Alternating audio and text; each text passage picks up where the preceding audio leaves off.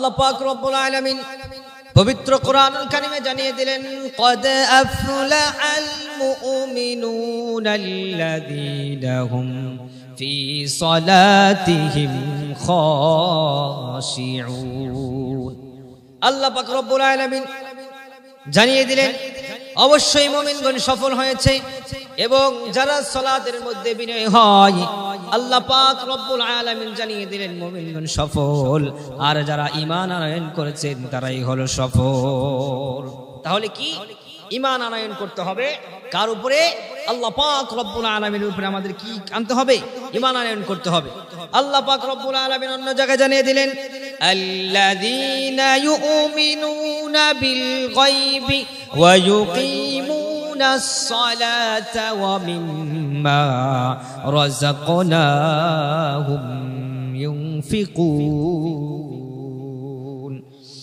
আল্লাহ পাক রব্বুল আলামিন জানিয়ে দিলেন যারা গায়বের উপরে ঈমান আনয়ন করেছে, যারা গায়বের উপরে বিশ্বাস করেছে, আল্লাযীনা ইউমিনুনা বিল গায়ব ওয়া ইউকিমুনাস সালাত, এবং সালাত কায়েম করে। এইখানে বলা হয় না যারা সালাত আদায় করে, বলা হয়েছে সালাত কায়েম করে। ওয়া ইউকিমুনাস সালাতা ওয়া মিম্মা রাযাকনাহুম ইউনফিকুন, এবং আল্লাহর দেওয়া সম্পদ থেকে আল্লাহর রাস্তায় যারা ব্যয় করে তারাই হলো সফল। সুবহানাল্লাহ। তাহলে কি বোঝা গেলেন? যারা গায়বের উপরে বিশ্বাস স্থাপন করে এবং সালাত কায়েম করে, আল্লাহর দেওয়া সম্পদ থেকে, আল্লাহর দেওয়া মাল থেকে, আল্লাহর দেওয়া রিজিক থেকে আল্লাহর রাস্তায় ব্যয় করে, আল্লাহ পাক রব্বুল আলামিন তাদেরকে মুত্তাকি মুমিন বানিয়ে দেয়। সুবহানাল্লাহ। অন্য জায়গায় আল্লাহ পাক রব্বুল আলামিন জানিয়ে দিলেন ওয়াল্লাযীনা ইউমিনুনা বিমা উনজিলা ইলাইকা ওয়া মা উনজিলা মিন ক্বাবলিকা ওয়া বিল আখিরাতি হুম ইউকিনুন। আল্লাহ পাক রব্বুল আলামিন আয়াতের মধ্যে জানিয়ে দিলেন ওয়াল্লাযীনা ইউমিনুনা বিমা উনজিলা ইলাইকা, হে ঈমানদারগণ তোমাদের উপরে যেই কিতাব নাজিল হয়েছে, তোমাদের উপরে যেই কিতাব নাজিল হয়েছে সেই কিতাবকে আঁকড়ে ধরো। ওয়াবিল আখিরাতি হুম ইউকিনুন, আর আখিরাতের উপরে বিশ্বাস স্থাপন করো। আখিরাতের উপরে যদি বিশ্বাস স্থাপন করতে পারো, পবিত্র কোরআনুল কারীমকে যদি আঁকড়ে ধরতে পারো, তাহলে কি হবে? ফায়দা হবে কি?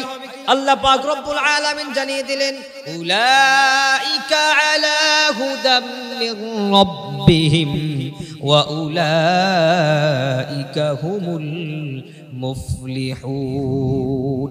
আল্লাহ পাক রব্বুল আলামিন জানিয়ে দিলেন আমি যাদেরকে দয়া করে হেদায়েত দান করেছি, ইসলামের উপরে অটল রেখেছি, উলাইকা আলা হুদাম মির রাব্বিহিম ওয়া উলাইকা হুমুল মুফলিহুন, তারাই হচ্ছে সফল, তারাই হচ্ছে কামিয়াব, তারাই হচ্ছে আসল সফলতা পেয়েছে। সুবহানাল্লাহ।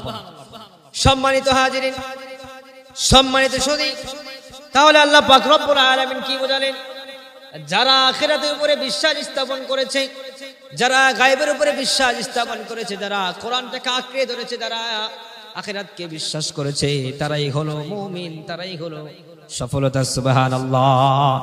আল্লাহ পাক রব্বুল আলামিন পবিত্র কোরআনুল কারীমের অন্য জায়গায় জানিয়ে দিলেন আত-তাইবুনাল আবিদুনাল হামিদুনাস সাইহুন আর-রাকিউনাস সাজিদুনাল আমিরুনা বিল মা'রুফি ওয়ান নাহুনা আনিল মুনকারি ওয়াল হাফিযুনা লিহুদুদিল্লাহি ওয়া বাশশিরিল মুমিনিন।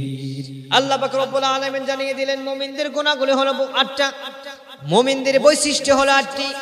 এই বৈশিষ্ট্য মুমিনদের মধ্যে থাকবে, মুমিনদের এই বৈশিষ্ট্যগুলো থাকতে হবে। মুমিনরাই হলো এই 8টি বৈশিষ্ট্যের অধিকারী। সুবহানাল্লাহ।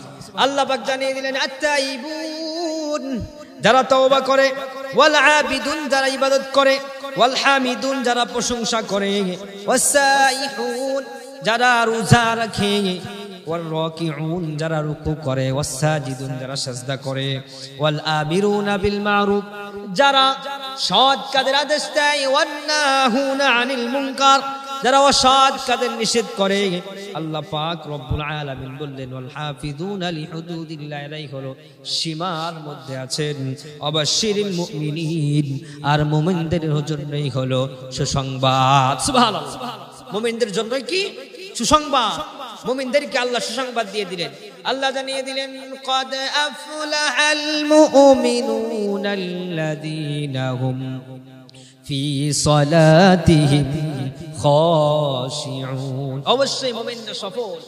আল্লাহ কিন্তু বলে নাই যে মুমিনরা সফল হবে, মুমিনরা সফল হচ্ছে তা না। আল্লাহ এখানে কি বলে দিয়েছেন? قد أفلح المؤمنون, মুমিনরা সফল হয়ে গিয়েছে, মুমিনরাই সফল। সুবহানাল্লাহ।